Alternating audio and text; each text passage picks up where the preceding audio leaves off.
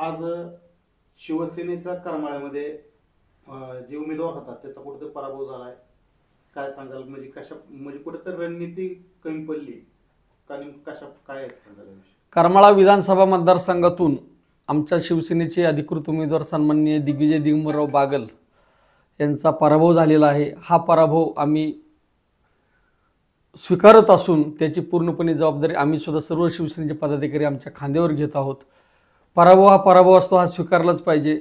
पण येणाऱ्या काळात शिवसेनेच्या माध्यमातून ज्या पद्धतीने गेले आम्ही 5-7 वर्षापासून काम करतोय की 80% समाजकारण आणि 20% राजकारण, या पद्धतीने जेवढ्या शासनाच्या योजना आहेत तेवढ्या योजना पुन्हा एकदा सर्वसामान्यांच्या दारात आणून देण्याचं काम या ठिकाणी आम्ही करणार आहोत.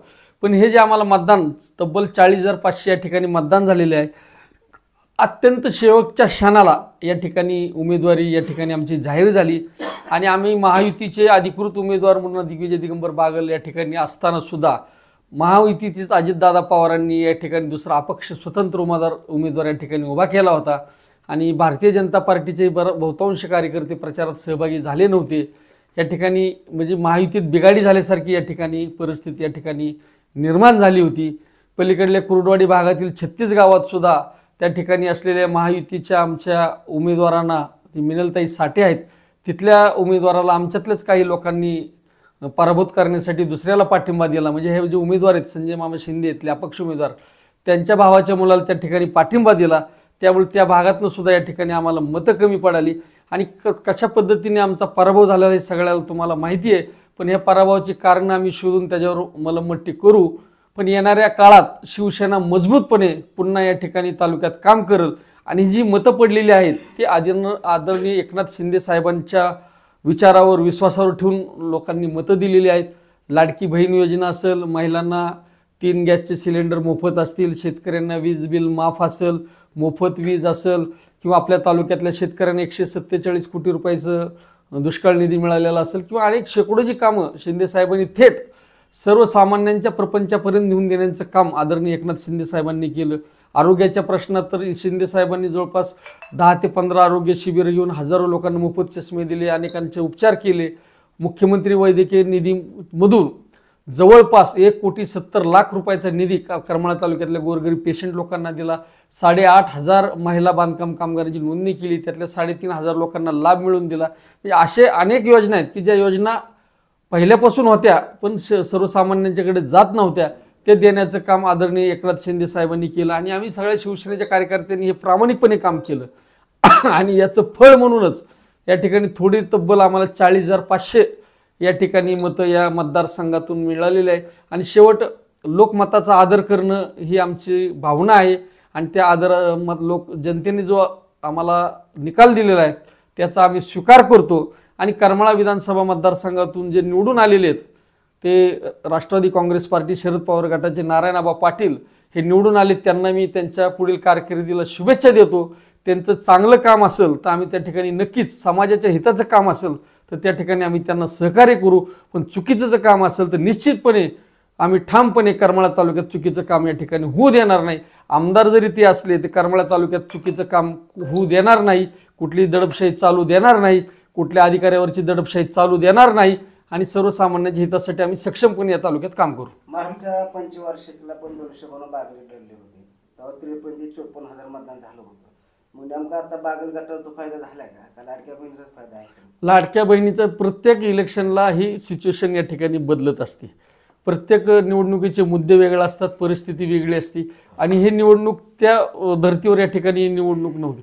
प्रत्येक निवडणुकीला या ठिकाणी बदलत असतात पॅटर्न. गेल्या वेळेस मग नारायणआबा पाटील पराभूत झाले होते, संजय मामा शिंदे पाठीमाग होते. त्या 36 गावातला विचार केला तर 36 गावात प्रत्येक बूथवर किंवा 10%, 5%, 3% मतं या ठिकाणी कुर्डवाडी भागात मिळत होते.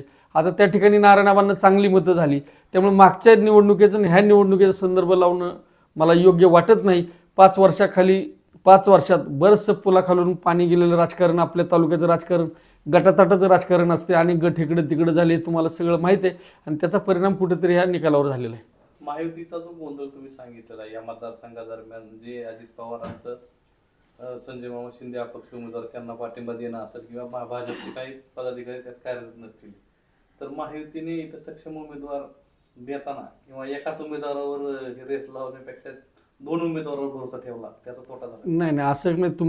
तुम्ही भ्रमनिरसन सांगतो की चुकीची माहिती देत आहे. आदरणीय दिग्विजय बागल हेच महायुतीचे अधिकृत या ठिकाणी उमेदवार होते. त्यांना निवडून आणण्याच्या सक्त सूचना वरिष्ठ पातळीवरून राष्ट्रवादी काँग्रेस पार्टीचे अजितदादा पवार गटाच्या कार्यकर्त्यांना दिल्या होत्या किंवा भारतीय जनता पार्टीच्या कार्यकर्त्यांनाही तशा सूचना होत्या. पण स्थानिक राजकारणात गटबाजीमुळे हा प्रकार झालेला आहे आणि ह्याचं आम्ही वरिष्ठांना सगळं कळवलेलं आहे पराभवाची कारणं. संपूर्ण राज्यामध्ये एकनाथ शिंदे यांचे लाडकी बहीण योजना असेल, वयोश्री योजना असेल किंवा जे बांधकाम कामगार असतील यांच्यासाठीचे एसटी बस असेल 50% मोफत महिला, एसटी बसचा असेल विषय किंवा इतर ज्या काही योजना राबवल्या त्याचा कुठेतरी फायदा म्हणून महायुतीला भरभरून लोकांनी प्रतिसाद दिलेला आहे आणि उमेदवार निवडून आणले आहेत. परंतु करमाळ्यामध्ये तशा प्रकारचा कुठंच काही परिणाम जास्तीचा दिसून आलेला नाही. कसा दिसून आलेला नाही? दिसला म्हणून तर 40,500 मतं पडलेली आहेत ना इथं. आमच्या बरोबर कोण होतं? दिग्विजय बागल साहेबाबरोबर की आम्ही शिवसेनेचेच कार्यकर्ते होतो, दुसरं कोणच नव्हतं. आम्ही जर सगळे संघटित असतो तर 40,000 80,000 व्हायला वेळच लागला नसता. राज्यात महायुतीच्या सरकारला घवघवीत यश मिळालेलं आहे. आता करमाळा तालुक्यासाठी पुन्हा एकदा आशा उंचावलेल्या आहेत.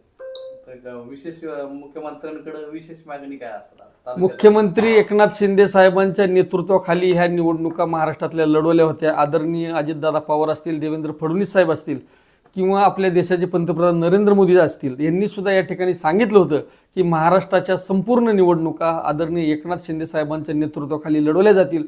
त्या पद्धतीने या निवडणुका लढवल्या गेल्या आणि एकनाथ शिंदे साहेब हा लोकप्रिय चेहरा असून त्यांच्या चेहऱ्यावर संपूर्ण महाराष्ट्रातील जनतेचा विश्वास आहे आणि संपूर्ण महाराष्ट्रातल्या जनतेच्या हृदयात त्यांचं एक मोठं स्थान निर्माण झाले. तर मी तर केवळ म्हणेल की आदरणीय एकनाथ शिंदे साहेबांचा मुख्यमंत्र्यांचा चेहरा या ठिकाणी पुढे केल्यामुळेच हे महायुतीला हे घवघवीत यश मिळालेलं आहे आणि मला निश्चित खात्री आहे की येणाऱ्या काळात मुख्यमंत्री एकनाथ शिंदे 2 हातांनी या करमाळा तालुक्याला पाहिजे ती देतील. जे काय राजकारण मागील काळामध्ये हे सुरू झालं,